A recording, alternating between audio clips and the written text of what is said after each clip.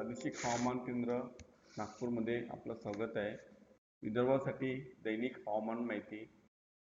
सुरुवातीला सिनॉप्टिक माहिती बघू।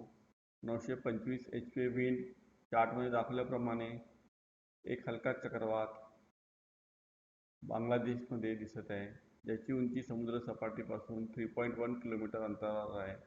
विदर्भावर येणारी हवा ही उत्तर दिशेने सुरू झालेली आहे। तसेच चार्ट 2 मध्ये सुद्धा हीच परिस्थिती आपल्याला दिसत आहे।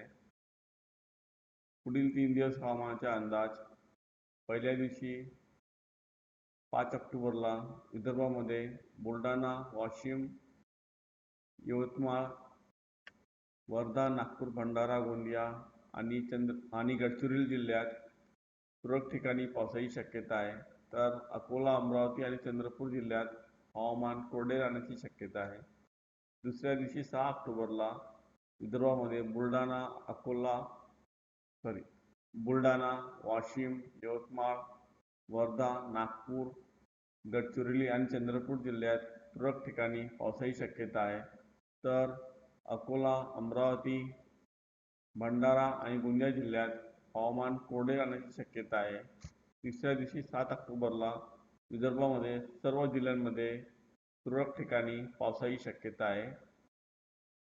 पुढील 3 दिवस हवामानाचा इशारा।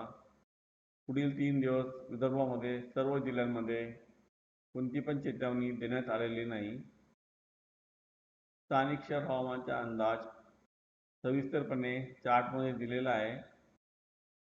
कमाल तापमान। पुढील 5 दिवस संपूर्ण परिसरात कमाल तापमानात मोठा बदल होणार नाही। हवामान माहितीसाठी इंस्टाग्राम, ट्विटर, फेसबुक आणि यूट्यूबवर हवामान माहिती बघू शकता। तसेच अँड्रॉइड ॲप मौसम उमंग मेघदूत डाउनलोड करून हवामान माहिती बघू शकता। धन्यवाद।